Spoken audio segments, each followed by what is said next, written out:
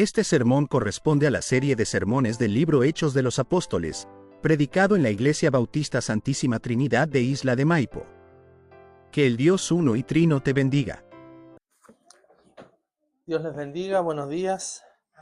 Les invito a abrir sus Biblias, continuando en esta serie de sermones de Hechos de los Apóstoles, lo que continúa justamente de la semana pasada es el capítulo 4.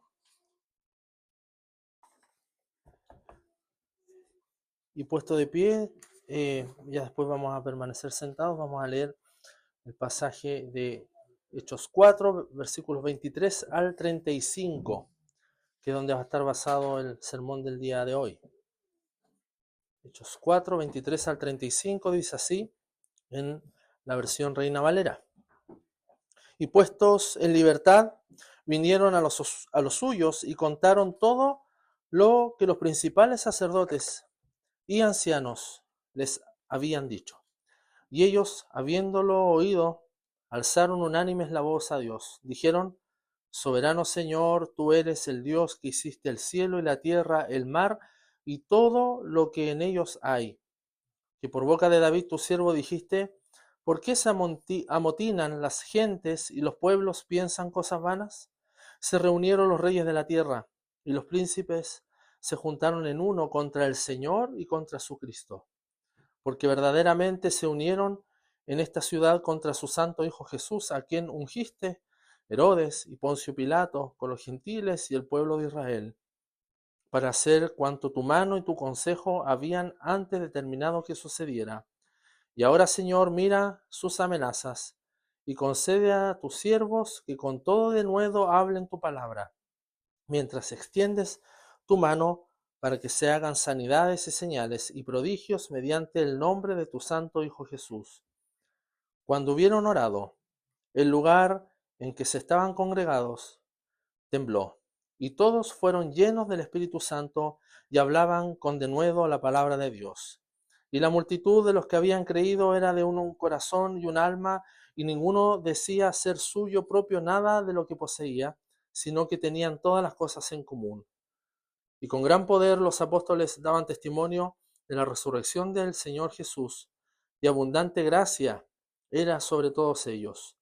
Así que no había entre ellos ningún necesitado, porque todos los que poseían heredades o casas las vendían y traían el precio de lo vendido y lo ponían a los pies de los apóstoles y se repartían cada uno según su necesidad. Oremos.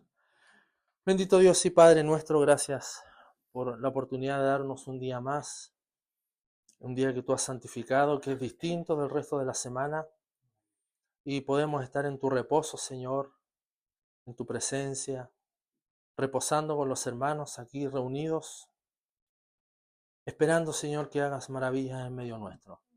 Háblanos por medio de tu palabra, Señor, úsame como instrumento en tus manos, ya que sin duda soy indigno de estar aquí. Pero te ruego, Señor, por los méritos de tu Hijo y por el poder de tu Espíritu Santo, que puedas hablar a través mío para edificar, consolar, exhortar a mis hermanos en esta hora. Háblanos, Señor, pon atención en nuestra mente, en nuestro corazón, estemos tranquilos, reposados, atentos a lo que tú quieres hablar en este momento. En el nombre de Jesús. Amén. Tomen asiento. Una oración ejemplar que la iglesia siempre debe hacer. Así he titulado yo a este sermón, una oración ejemplar que la iglesia, y hay iglesia con I mayúscula, siempre debe hacer. Porque como vemos en este pasaje es una oración. Es una oración. El deseo, mis hermanos, es aprender a orar por quienes están pastoreando a la iglesia, y más aún cuando están sufriendo por causa del Evangelio. Y no solo por quienes están pastoreando, sino por quienes están llevando adelante la gran comisión, que en realidad es tarea de todos, pero siempre hay algunos que están, como decimos en Chile, poniendo el pecho a las balas. Es probable, mis hermanos, que muy pocos hoy, sobre todo en nuestro país, esté sufriendo Yo no sé si usted conoce a alguien que esté sufriendo persecución a causa de Cristo. ¿Conocen a alguien ustedes que esté sufriendo a causa de Cristo en estos momentos en nuestro país? Probablemente no. Tenemos plena libertad de dar a conocer nuestra fe, incluso a través de las redes sociales, que muchos de nosotros usamos. Porque ahí uno puede manifestar lo que cree, puede dar una opinión, puede hacer un live, puede hacer un comentario y nadie nos dice nada. Tenemos plena libertad. Y aún así, con esta libertad, como siempre he dicho yo, hay algunos cristianos, ¿no?, que son de los espías, ¿no?, que son del secreto, del espionaje, porque no dejan ver que son cristianos. Están ahí camuflados. Lo cual da pena porque tenemos plena libertad y lo que uno diga, de verdad, las redes sociales son una plaza pública. Lo que uno diga allí, nadie nos dice nada. Nadie va a venir a nuestra casa y nos va a apedrear o a quemar o a andar por la calle y va a atentar contra nuestra vida por lo que dijimos en torno a alguna convicción cristiana. ¿Están de acuerdo conmigo, no? Es la verdad. Sin embargo, en este mismo momento, después de nosotros estar aquí cómodos, estar abrigados en este hogar, habiendo alimentado nuestro cuerpo, en este mismo momento hay gente que está sufriendo. Hay gente que está padeciendo persecución oficial y sistemática por parte de gobernantes, leyes o incluso de los mismos familiares. Y no nos podemos olvidar de ellos, mis hermanos. En otros lugares, como en África, a veces los clanes, ¿no?, las tribus también ejercen una persecución con aquellos que abrazan la fe. Así que no nos olvidemos, nosotros aquí estamos cómodos, estamos bien.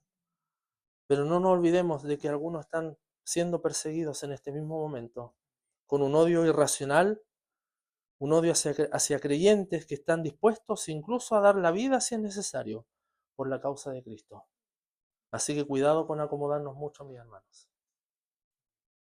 Creo que algunos de nosotros hemos sido víctimas de cierta persecución en algún momento de nuestra vida, o simplemente hemos tenido que pagar costos altos por causa de convicciones bíblicas, a nivel laboral, a nivel familiar. Creo que cada uno puede dar testimonio de aquello. Nosotros mismos como familia tenemos un testimonio, probablemente no muchos saben de lo que nos pasó a nosotros, pero justamente por convicciones bíblicas es que nosotros fuimos expulsados de Perú y tuvimos que volver a Chile, a partir de cero. Con Noemí de 1 año, Luis Pedro un poco más de 4 años, fue a causa de convicciones. Así que creo yo que un cristiano que no ha pagado costos no es digno de servir y de seguir al Señor. Es distinto pagar costos por el propio pecado, por lo que me busqué, ¿no? A veces estoy sufriendo por las cosas que me he buscado yo mismo, pero es distinto por convicciones, por vivencias, basado en la Escritura, con Biblia en mano, y que te digan, te tienes que ir, tú no calzas acá. Sin duda que son pocos los que pueden dar ese testimonio. Este es un contexto similar al que acabamos de leer, en un ambiente de incipiente persecución, porque todavía no está desatada la persecución en la iglesia primitiva, donde vemos a Pedro, Juan y el resto de los apóstoles y los primeros creyentes. ¿Qué están haciendo en este contexto de lo que acabamos de leer? Están predicando, pero después de eso, cuando van a los suyos, ¿qué hacen? Oran. Oran por quienes están al frente, presidiendo y llevando a cabo la gran comisión que hoy en día, mis hermanos, creo yo, se ha transformado en la gran omisión. No predicamos el Evangelio. Pues justamente el Señor, por medio de su palabra, quiere que aprendamos a orar por quienes están presidiendo, quienes están llevando adelante la tarea de predicar el Evangelio. Vimos la semana pasada, a través de nuestro hermano Mauricio, cómo se da toda esta lógica de Pedro y Juan ante el concilio, cómo Pedro y Juan, siendo varones sin letra, sin estudio, dejan anonadados a cuantos eruditos que estaban allí sentados, pastores, ministros, sacerdotes, líderes religiosos, los deja con la boca abierta. ¿Por qué? Porque dicen, ¿cómo ellos hablan con tanta convicción si no tienen estudios? Son pescadores. Pero ahí dice el texto que Pedro, lleno del Espíritu Santo, habló y dio cuenta de quién, de Cristo, el que había vivido, había sido muerto y resucitado, que es en su nombre. Por eso que esta sección, si no lo he dicho antes, los estudios, esta sección, por lo menos del capítulo final del 3 hasta el 5, se llama la sección del nombre. Así se le denomina esta parte de Hechos, porque siempre se ocupa este término, el nombre, en su nombre, por el nombre, en el nombre de Él. ¿Por qué nombre hacen estas cosas? Bueno, ahí ocurre el milagro del cojo y Pedro, el que había negado al maestro, está allí valientemente enfrentando, cumpliéndose así lo que dijo el Señor. No se preocupen, en algún momento el Espíritu Santo les va a decir lo que tengan que decir y se cumplen ellos. Y eso lo vimos en el sermón anterior con nuestro hermano. Pero miren lo que pasa ahora. Vamos al texto. Versículo 23. Y puestos en libertad, ¿quién?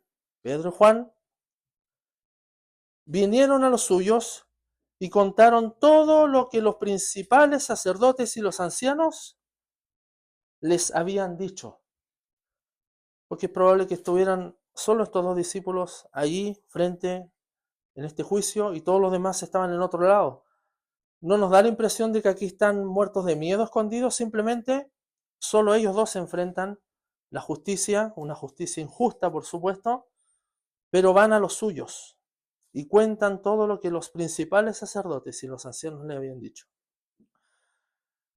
Vimos en el sermón anterior, mis hermanos, cómo se comienza a gestar una odiosidad y una incipiente persecución a los creyentes de la iglesia que están formando. Recuerde, la iglesia se está formando.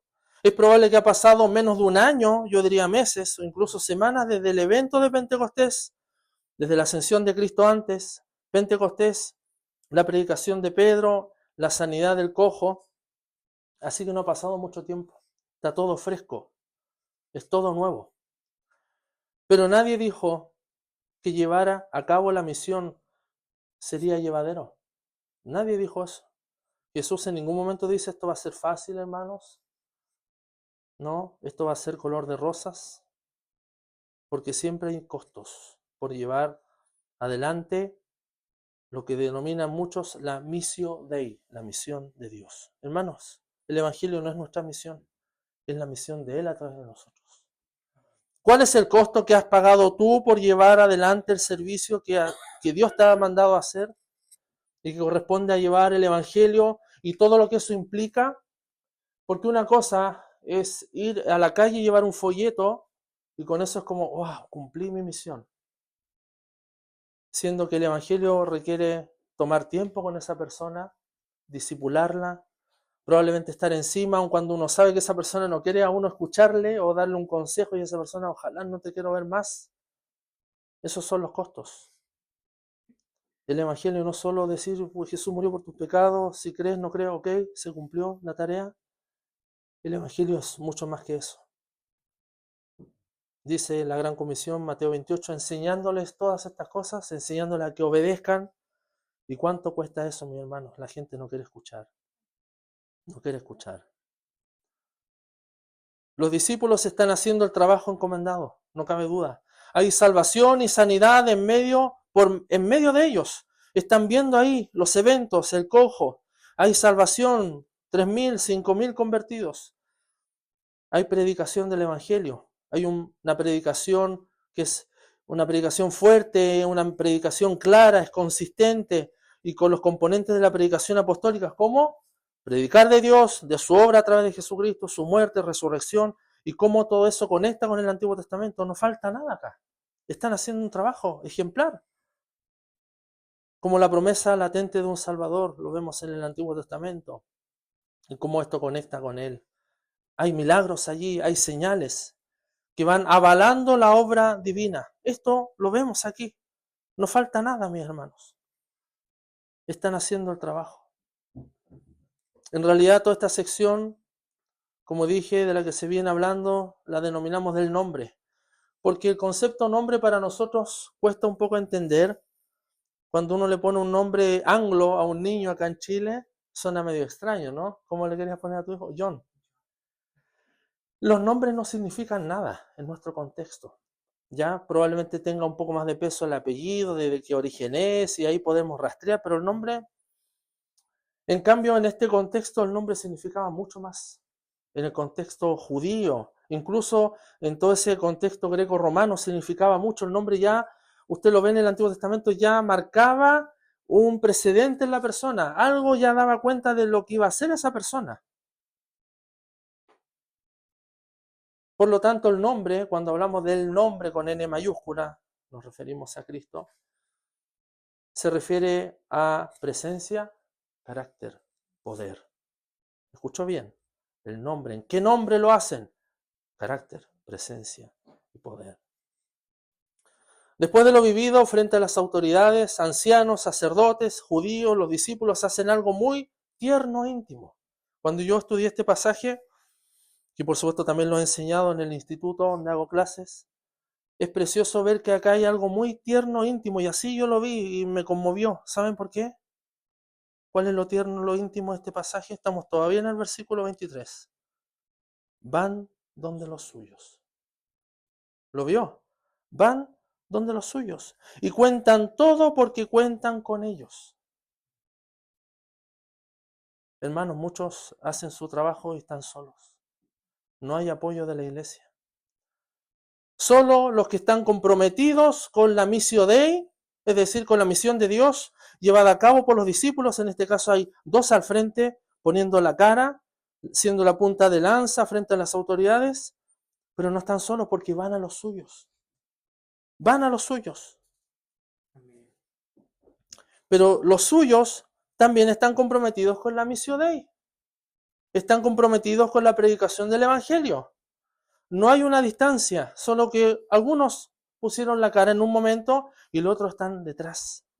Es un cuerpo, hermanos.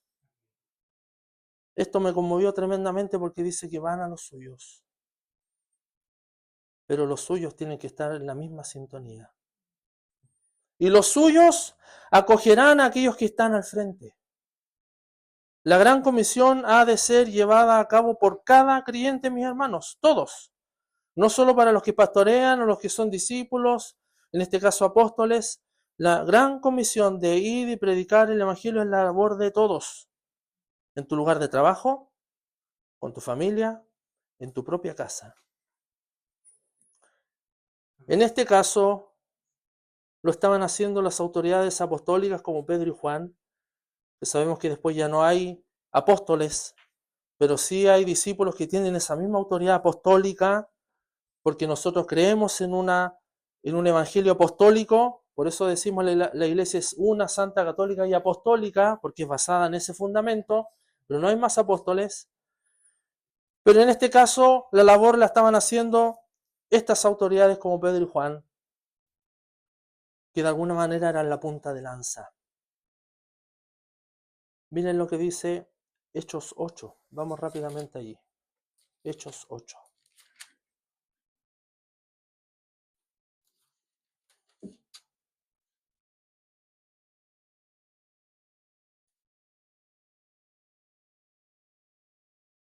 El versículo 1 dice, Saulo consentía en su muerte. Ya vamos a ver este pasaje quizás en unos meses más, si Dios nos da vida y salud.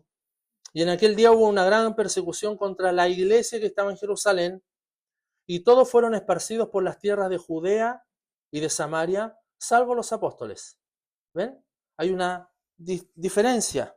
La iglesia sale esparcida, los apóstoles se quedan, pero es la iglesia de Cristo. Y hombres piadosos llevaron a enterrar a Esteban e hicieron gran llanto sobre él. Miren lo que dice el versículo 4. Pero los que fueron esparcidos, que dice, iban por todas partes anunciando el evangelio. Salió la iglesia, quedaron los apóstoles y los de la iglesia esparcidos en la diáspora. ¿Y qué hacemos ahora? Arranquemos, aseguremos nuestra integridad física. Total, quedaron los apóstoles ahí en Jerusalén. ¿Qué iban haciendo? Mientras arrancaban, iban por todas partes anunciando el evangelio. ¿Se da cuenta que no es tarea de los apóstoles? de los discípulos o de los que están presidiendo una iglesia, sea una iglesia de 300 personas a una de 10 personas o 16 como nosotros, porque todos deben llevar el Evangelio. Sin embargo, mis hermanos, volviendo al texto, hay momentos en que en medio nuestro hay algunos que les toca presidir, que lo que denominamos a veces el primus inter pares. ¿Conoce ese concepto?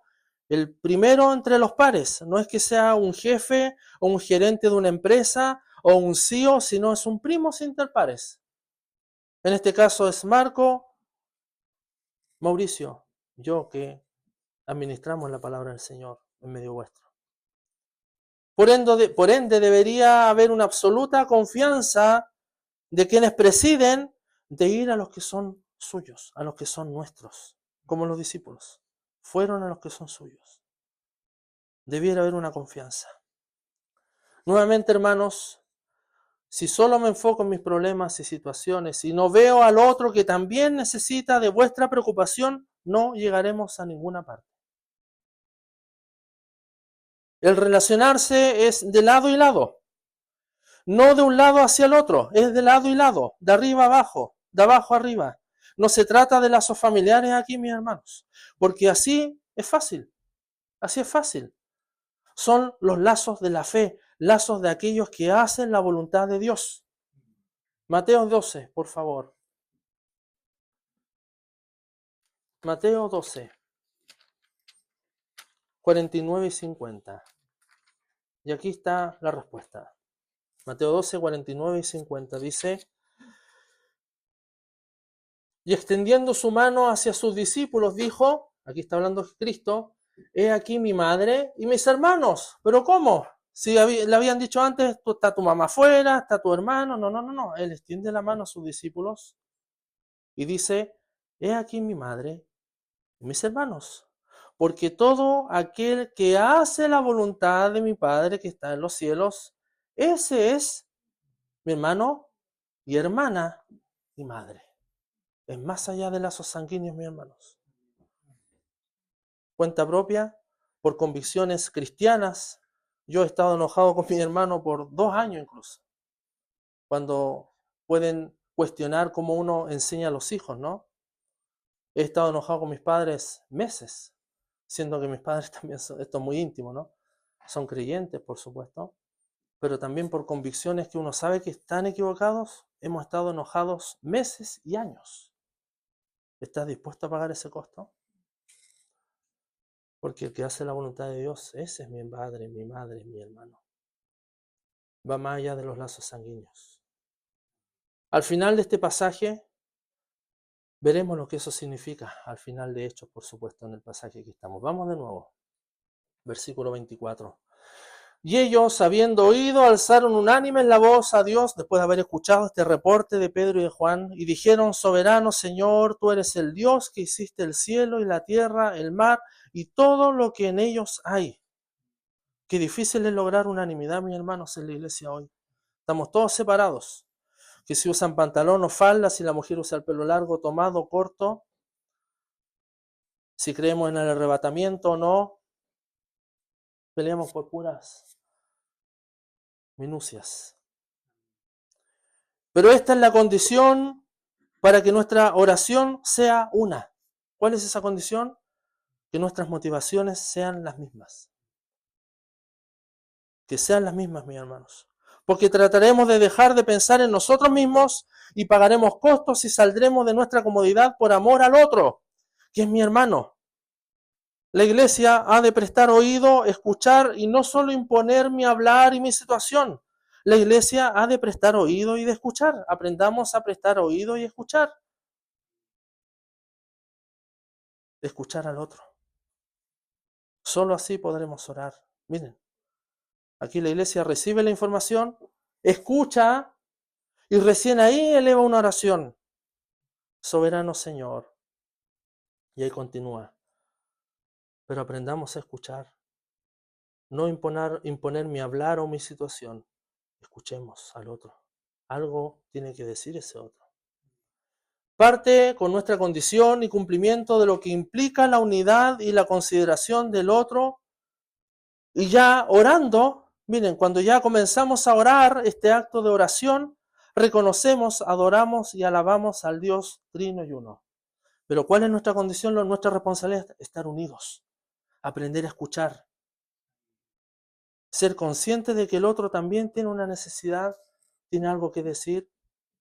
Y recién ahí podemos orar, elevar una oración de reconocimiento, de adoración y alabanza al Dios Trino y Uno, todopoderoso, soberano, eterno y 3 veces santo, santo, santo. Él es la fuente de amor, el Dios providente, como estudiamos con nuestro hermano Mauricio. Recién ahí podemos elevar una oración. Si no cumplimos la condición anterior, mis hermanos, nuestra oración va a llegar hasta el cielo. No podemos orar pidiendo por nosotros y nuestras necesidades si primero no reconocemos lo que Dios es, incluso aún no recibiendo nada de Él. Lo voy a repetir. No podemos orar pidiendo por nosotros y nuestras necesidades si primero no reconocemos lo que Dios es, aún no recibiendo nada de Él. Esto no es fácil, hermanos. No es fácil. Pero creo que es la manera correcta de cómo la iglesia y cada miembro de ella debe orar. Versículos 25 al 27.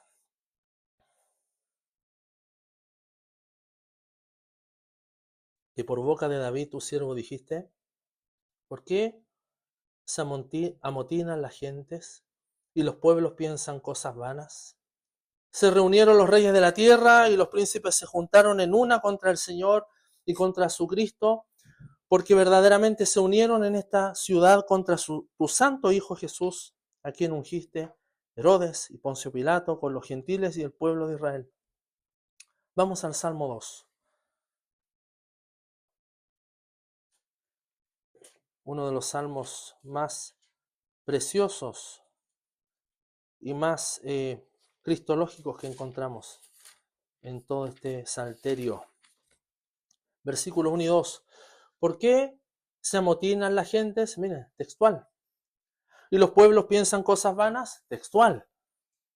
Así habla Pedro, conoce las escrituras. El pescador de Galilea conoce las escrituras. Se levantan los reyes de la tierra y los príncipes consultarán unidos. ¿Contra quién?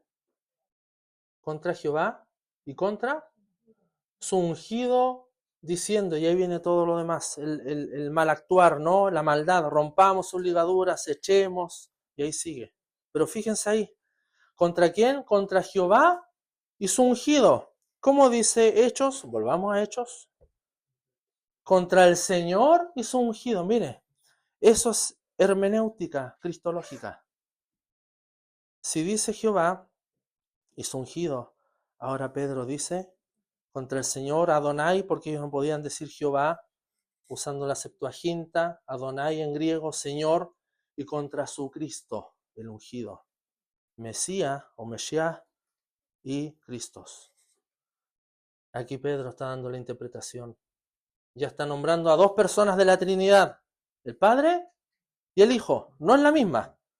Con esto se dan de golpe los unicistas que dicen, no, Jesús ahora, no. Acá está el Señor y su Cristo. Así es, hermanos.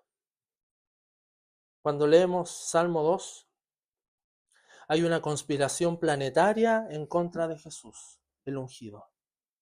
Es algo que yo en lo personal no logro comprender. Me cuesta comprender tanto odio a nuestro Señor.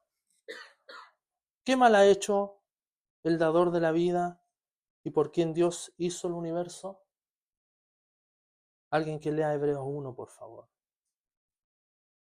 ¿Se lo ha preguntado usted? ¿Qué mal ha hecho el dador de la vida y por quien Dios hizo el universo? ¿Qué te hizo Cristo a ti? ¿Qué me hizo a mí? Hebreos 1, por favor. Lea hasta... Yo te aviso. Dios, habiendo hablado Amén. muchas veces y de muchas maneras en otro tiempo a los padres por los profetas, en estos postreros días nos ha hablado por el Hijo, a quien constituyó heredero de todo y por quien asimismo hizo el universo. Está ahí. por quien hizo, o sea, por Cristo, Dios hizo el universo, mis hermanos. Lo constituyó heredero de todo y por quien hizo el universo. Él es el dador de la vida, la fuente de la vida. ¿Qué te ha hecho para que lo rechaces? Por supuesto, esto no lo digo a quien es creyente y ya vive una vida en el Señor, pero a aquel que no, ¿qué te ha hecho para que lo rechaces? Como estos que se juntan, unánimes, se ponen de acuerdo para atentar contra el Cristo. ¿Por qué se amotinan las gentes y los pueblos piensan cosas vanas? Se reunieron los reyes de la tierra y los príncipes se juntaron en una contra el Señor y su Cristo. ¿Qué te ha hecho? ¿Qué te ha hecho el Señor? Si Él es la fuente de todo bien. Esa maldad planetaria, mis hermanos, es llevada a cabo por su propio pueblo, los suyos, los de su propia nación. Juan 1:11. ¿Lo puedes decir de memoria, Mauricio? Suyos vinos, los suyos No le recibió. Ahí está. A los suyos vino, a su pueblo, los de su nación, y no le recibieron. Ahora pregunto, ¿qué tiene que ver Cristo y estas profecías del Antiguo Testamento que leímos recién en Salmo 2 con lo que está experimentando Pedro, Juan, los creyentes que hacen esta oración? ¿Qué tiene que ver? ¿Cuál es la conexión allí? Tiene todo que ver, mis hermanos, porque así como Pablo es confrontado por Jesús y le dice en camino a Damasco, ¿por qué me persigues? Jesús le dice de manera personal a Pablo, ¿por qué me persigues? Sabemos por el texto que Pablo asolaba ¿a quién? ¿A Jesús o a la iglesia? A la iglesia. ¿Y por qué Jesús le dice, ¿por qué me persigues? ¿Saben por qué? Porque lo que se le hace a la iglesia, se le hace a Cristo. Y lo que se le hace a Cristo, se le hace a la iglesia. Él es la cabeza. Nosotros somos su cuerpo. El corpus Christi, el cuerpo de Cristo. En otras palabras, mis hermanos, los discípulos han de portar el nombre que es por sobre todo nombre en el cual hay salvación, y mientras lo hacen, sufren penalidades. Lo mismo nosotros. Mientras lo hacemos, debemos estar dispuestos a sufrir penalidades. Y si sufrimos penalidades por su causa, al mismo Jesús se lo están haciendo. A Él mismo, porque somos su cuerpo. Y esta es la maravillosa doctrina que en lo personal es mi doctrina favorita, podría denominarle la unión con Cristo. La unión con Cristo. Colosenses 1:24.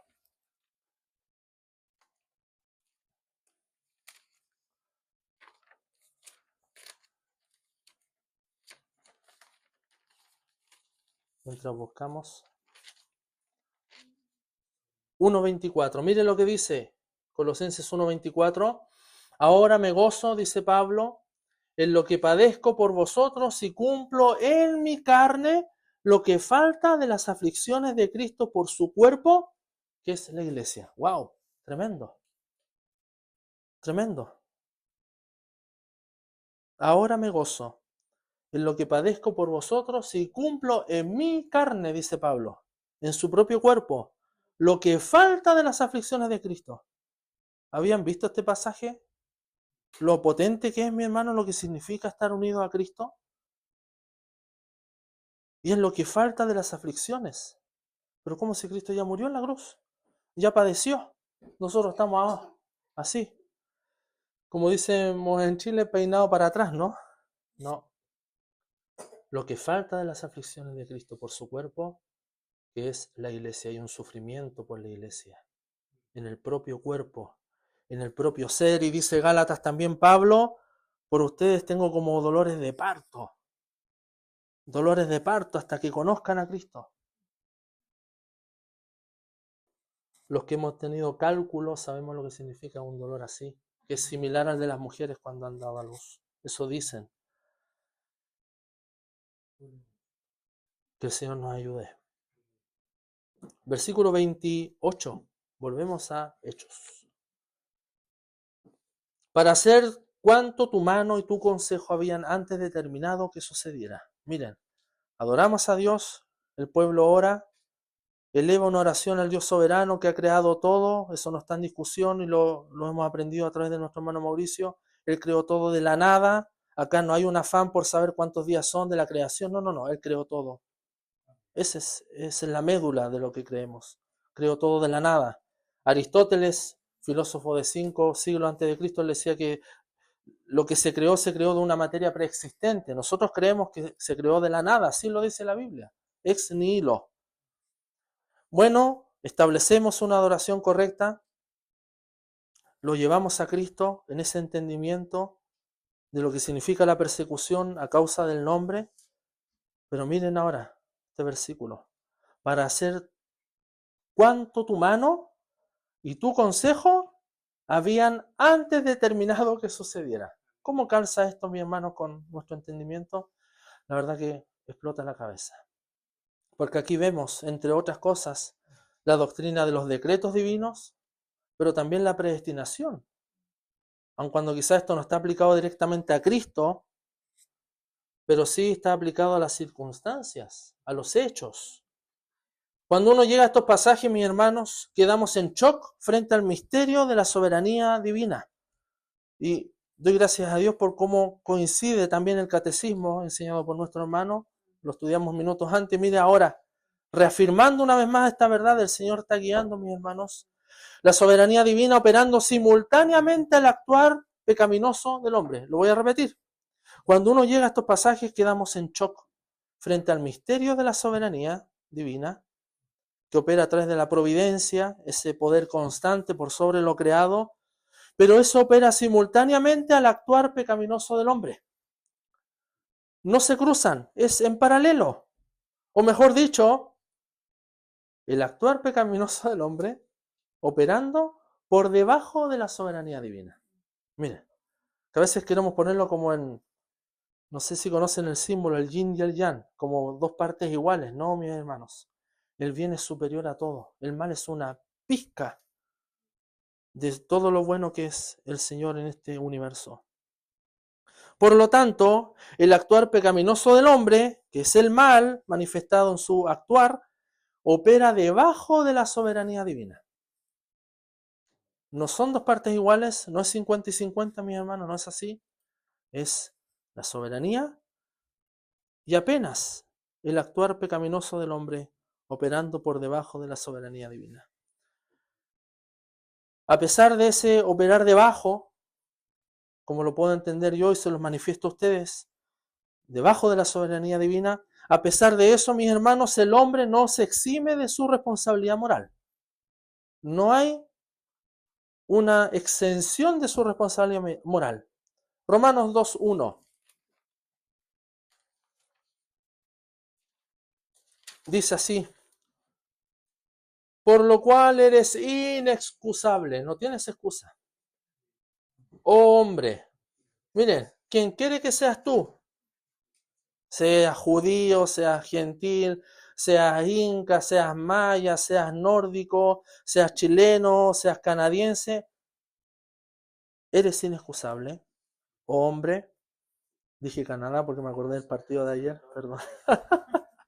Quien quiera que seas tú, que juzgas, pues en lo que juzgas a otro, te condenas a ti mismo, porque tú que juzgas haces lo mismo, ¿ya? Pero lo importante es la primera parte. No tienes excusa, oh hombre, quien quiera que seas. Así que, mis hermanos, el hombre no se exime de su responsabilidad moral. Ah, pero si es la soberanía de Dios, entonces lo que yo estoy haciendo mal es porque Él lo está permitiendo. No. Dios va a pedir cuenta de tu maldad. Dios va a pedir cuenta de tu rebeldía. Dios va a pedir cuenta de tu desvío, de tu rechazo. Dios va a pedir cuenta y como vimos sermones atrás, te va a poner por estrado de sus pies. Y todo lo que hace el hombre con su vida y todas las circunstancias que le toca vivir, sean las que él se busque por su irresponsabilidad, riesgo o elección, está bajo la soberanía de Dios. Pero también el hombre experimenta situaciones desde fuera.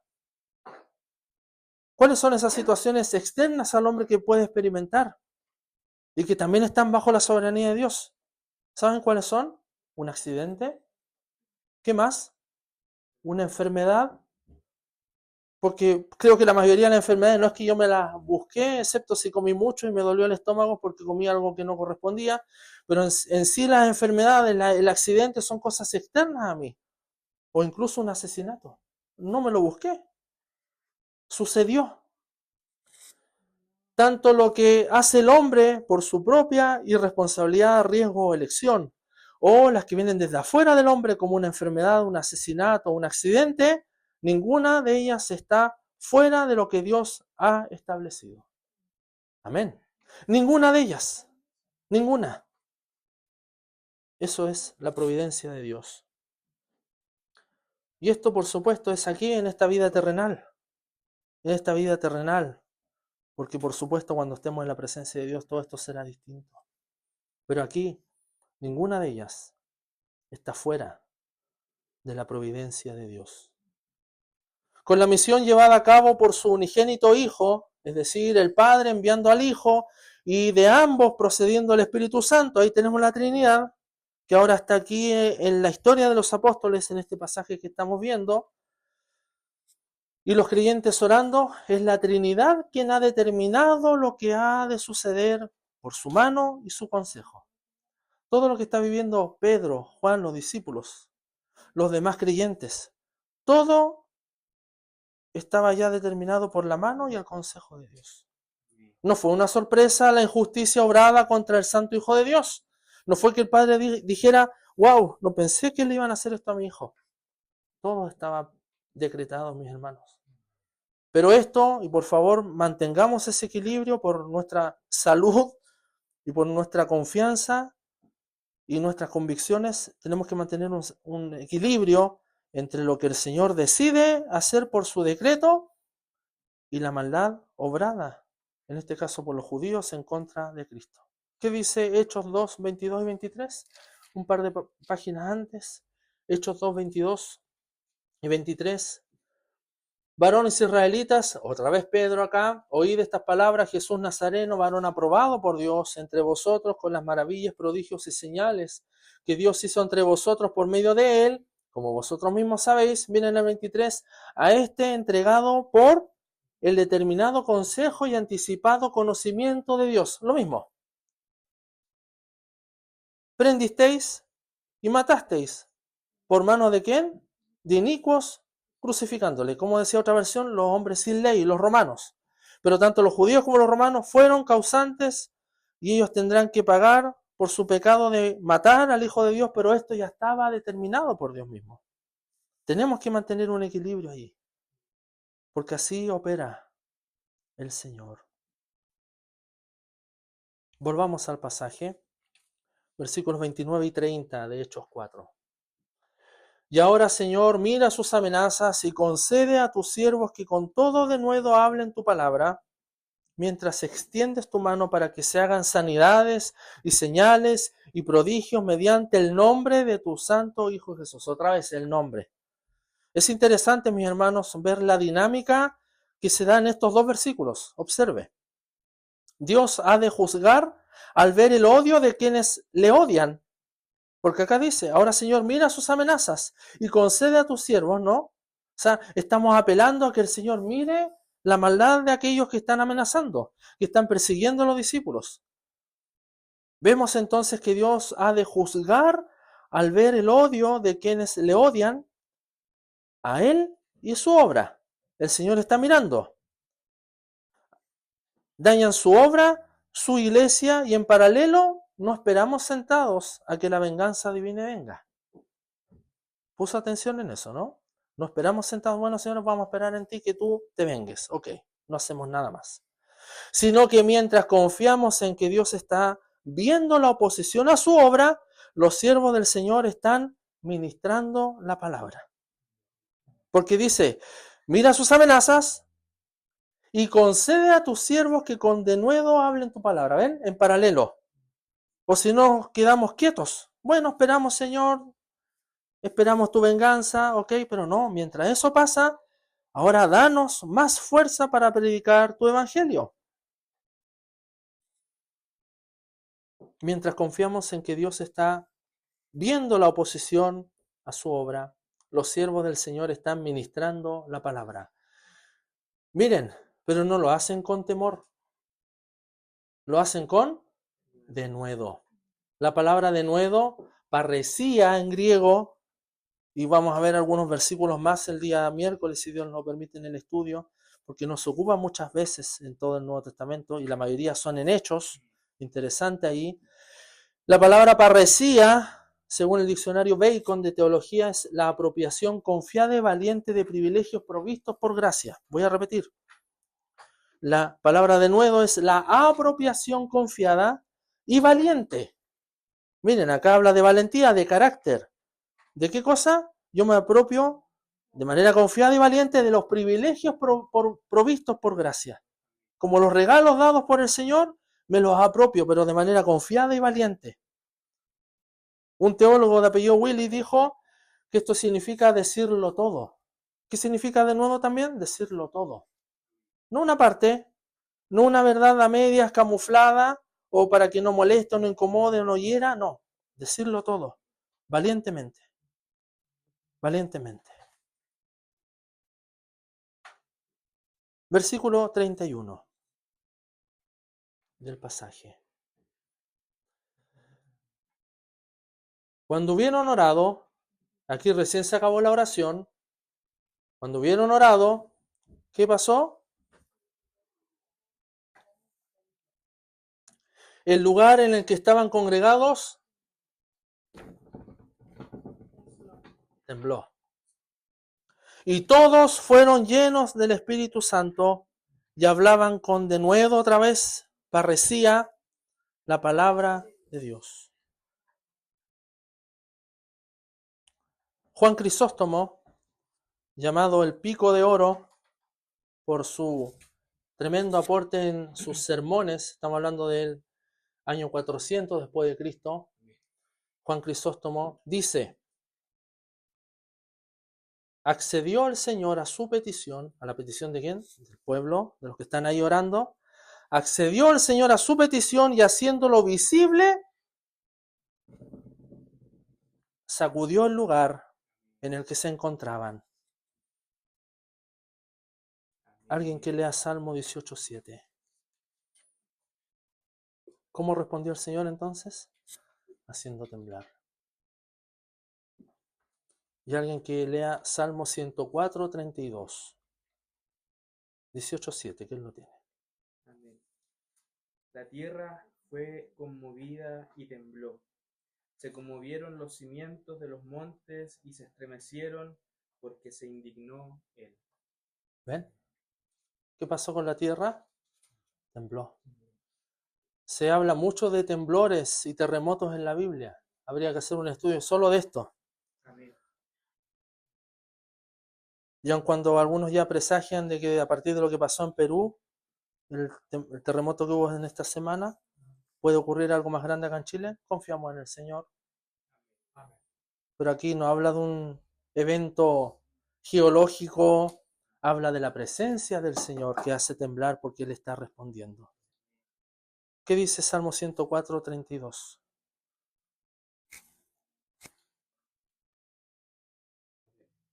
Él mira a la tierra y ella tiembla.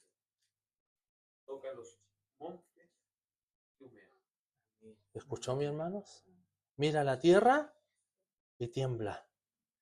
Aquí en estos dos pasajes habla como de una extensión grande de la tierra, ¿no? Algo grande. Pero tembló en un lugar donde habían reunido unos santos orando. Ese mismo poder de lo creado, mis hermanos, ese mismo poder que se ha de manifestar en una manada pequeña. ¿Lo cree así usted? Era una señal necesaria al comienzo, ya que esto nunca más se repitió. No hay más registro. ¿Se podría volver a repetir? Yo no tengo dudas. Para el Señor nada es imposible. pero no por eso vamos a creer más o menos en él. Lo importante es saber que él respondió. Así con la oración, estos creyentes alcanzaron un gran consuelo. Fueron llenos del Espíritu. Y probablemente esta llenura del Espíritu no es similar a la de Pentecostés. Fue una llenura que los fortaleció. Les dio fuerza para hablar con denuedo, para no perder su vida por causa de Cristo. Es la fuerza que necesitamos, mis hermanos. Arator, que yo lo he citado en otras ocasiones, escribió en su historia apostólica, él es del siglo V después de Cristo, me parece, nos dice algo precioso. Mire, los apóstoles sacuden la tierra al remover y ablandar los campos del alma. La fuerza de la predicación apostólica convirtió a la fe a los que habían sido formados del barro, nosotros. Pero lo que más resalta y conmueve es un lugar de la Escritura que celebra, ¿qué cosa? La belleza de los pies que anuncian la paz. El Evangelio. Por tanto, bajo sus pies se remueve con gozo la tierra de aquellos a los que la autoridad del Maestro Divino confió la paz. Difundida por ellos, llegó rápidamente a todas partes. Precioso. Lo voy a repetir. Los apóstoles sacuden la tierra al remover y ablandar los campos del alma. La fuerza de la predicación apostólica convirtió a la fe a los que habían sido formados del barro. Pero lo que más resalta y conmueve es un lugar de las Escrituras que celebra la belleza de los pies que anuncian la paz. Por tanto, bajo sus pies se remueve con gozo la tierra de aquellos a los que la autoridad del Maestro Divino confió la paz, que, difundida por ellos, llegó rápidamente a todas partes. Los últimos versículos del 32 al 35 dice así: y la multitud de los que habían creído era de un corazón y un alma, y ninguno decía ser suyo propio nada de lo que poseía, sino que tenían todas las cosas en común. Y con gran poder los apóstoles daban testimonio de la resurrección del Señor Jesús, y abundante gracia era sobre todos ellos. Así que no había entre ellos ningún necesitado, porque todos los que poseían heredades o casas las vendían y traían el precio de lo vendido, y lo ponían a los pies de los apóstoles, y se repartían a cada uno según su necesidad. Entonces, hasta ahí, según su necesidad. Lo otro lo expondrá nuestro hermano Mauricio la otra semana, si así Dios lo permite. Estos versículos, mis hermanos, esta sección que es preciosa y daría para un sermón en sí mismo, solo esta versión, pero yo sé que también se ha predicado bastante de este pasaje, porque son como los pasajes de batalla a veces del libro de Hechos, corresponde a una de los tres resúmenes, y lo vamos a ver en el estudio, que conforman estos primeros 8 capítulos de Hechos. Hay muchos más resúmenes en Hechos, así se les denomina resúmenes. Y este es uno de los 3 que encontramos en los primeros 8 capítulos. ¿Cuál es el primer resumen? Hechos 2:42 al 47. Que todos compartían la doctrina de los apóstoles, estaban juntos, el partimiento del pan, ¿sí? Un resumen. Segundo resumen, 4:32 al 35, que acabo de leer ahora. Y el tercer resumen de estos primeros 8 capítulos, Hechos 5:12 al 16. Cuando yo enseñé esto en el instituto, yo decía, y fueron felices para siempre. Es como que con esto se cierra una manera de resumen que usa Lucas para dar cuenta de, en resumen, esto es algo aportado por él, por el mismo Lucas, ¿ya? Porque lo demás son los eventos que él ha recopilado de manera prelucana, lo hemos estudiado, pero esto es una sentencia que él da. Y la multitud y los que habían creído eran de un corazón y una, él lo escribe Lucas directamente. Es para dar un cierre a una parte. Vamos a ver otros resúmenes más en el estudio probablemente. Lo importante es entender lo siguiente, porque creo que estos versículos hablan por sí solos, mis hermanos. La verdad que hablan por sí solos, no sé qué más se puede añadir a estos versículos.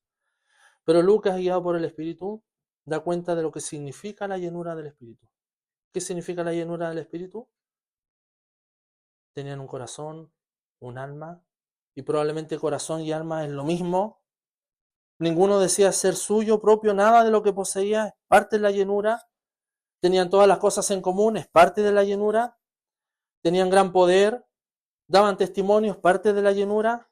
¿Testimonio de qué? De sí mismos, de la resurrección, es parte de la llenura. Tenían abundante gracia sobre ellos, es parte de la llenura. No había ninguno necesitado, es parte de la llenura. Porque todo lo que poseían lo daban, ¿no? Y esto no es comunismo. El comunismo lo que hizo es generar pobres, no es comunismo. Y lo ponían a los pies, al servicio de la iglesia. Eso es parte de la llenura. Tenían el corazón inflamado de amor por el Señor y por el servicio a Él. Primero Lucas, es interesante, resalta las virtudes de esta primitiva comunidad cristiana. ¿Cuáles son las virtudes del pueblo de Dios? Unidad, un corazón, un alma, un pensamiento, todo era en común. Las virtudes. Él resalta las virtudes por amor al Señor y por amor a su servicio. Son las virtudes de la gracia. Y en estas virtudes de la gracia, mis hermanos, colaboramos nosotros, somos activos. Somos activos. No hay ninguno quieto acá, somos activos. Colaboramos. Primero, las virtudes son resaltadas por Lucas al darnos este resumen. Pero después, unos versículos más adelante, vemos también aquellas cosas que no son virtudes. Y como veremos en uno o dos sermones más adelante, está la triste situación de Ananías y Zafira, que no tiene nada de virtuoso. Pero esa es la iglesia. Crisóstomo, otra vez Juan Crisóstomo, se pregunta, ¿la pobreza engendra caridad o la caridad engendra pobreza? ¿Lo pueden responder ustedes? ¿La pobreza engendra caridad? ¿Caridad o amor es un sinónimo? ¿O el amor engendra pobreza? Probablemente el amor engendra pobreza. Al amar nos hacemos más pobres. ¿O no está de acuerdo con eso? Porque nos damos. El amor engendra pobreza. En conclusión, dice Ireneo de León en su Adversus a Heresis, en contra de las herejías, miren lo que dice Ireneo para concluir. Estas fueron las palabras de aquella iglesia de la que todas las demás nacieron. Esta oración. Estas las palabras de los apóstoles, de los discípulos del Señor, de aquellos que después de la ascensión del Señor por medio del Espíritu se volvieron perfectos e invocaron al Dios que hizo el cielo, la tierra y el mar, que fue anunciado por los profetas, y a su Hijo Jesús, a quien Dios ungió, y no conocieron a ningún otro, solo querían conocerle a Él. Oremos. Bendito Dios y Padre nuestro, te alabamos en esta hora por tu palabra. Ayúdanos a orar como esta iglesia lo hizo, orar por los que están al frente, por los que ministran tu palabra, llevan el Evangelio, y en realidad todos llevamos el Evangelio, o debiéramos llevarlo a toda criatura. Danos de nuevo, Señor, danos valentía, Señor, para cumplir así tu tarea. Que no tengamos miedo de expresar nuestra fe, nuestras convicciones, de no esconderte delante de los hombres, Señor, porque aquel que lo haga, tú le vas a negar delante del Padre. No queremos que llegue ese momento, Señor. Que incluso hasta cuando comamos comamos afuera en un patio de comida, podamos orar y darte gracias a ti, sin vergüenza. Porque hasta a veces eso nos da vergüenza, Señor. No te podemos esconder a ti. Porque tú has tenido tanto amor por nosotros. Bendícenos una vez más. Oramos por aquellos que están sufriendo en estos momentos. Hay tantos misioneros tan valientes, Señor, allá en Medio Oriente, en África, en las tribus en Oceanía, en el Amazonas, Señor, en México, o en mismo Perú, Bolivia, tantos lugares donde se está predicando el Evangelio y hay tanta oposición, o en Corea del Norte, Señor, en Rusia, donde de manera piramidal hay un odio hacia tu ungido. Que hombres y mujeres y niños valientes puedan llevar el Evangelio. Señor, no nos queremos olvidar de ellos porque necesitan nuestra oración para que con más fuerza, Señor, no es para que los libres de la muerte porque ellos están incluso dispuestos a morir por ti, sino es para que les des más fuerza para predicar el Evangelio. Ayúdanos, Señor. Sabemos que ahora estamos cómodos en muchos aspectos, Señor, y te damos gracias por eso, pero también prepáranos para cuando venga la incomodidad, para no dejar las convicciones de lado y no renegar contra ti. Ayúdanos, Señor, porque no es fácil. Señor, yo que estoy orando delante de ti, no lo digo desde alguien que ha superado todo esto, sino que también tú me hablas a mí de salir de la comodidad. Ayúdanos, Padre Santo. Queremos reconocerte como el único Dios, verdadero, creador de todo. Y sabemos que todo lo que nos pasa en esta vida es tu providencia. Mientras suceden cosas en nuestra vida, a nuestro alrededor, que prediquemos el Evangelio a toda criatura. Porque tú mandas a todos los hombres en todo lugar a que se arrepientan. Y queremos ser parte de este plan. En el nombre de Jesús. Amén. Dios nos bendiga, mis hermanos. Algunos anuncios. Gracias por acompañarnos en esta entrega. Si quieres saber más de nosotros, no dudes en buscarnos en nuestras redes sociales. Que el Dios Uno y Trino te bendiga.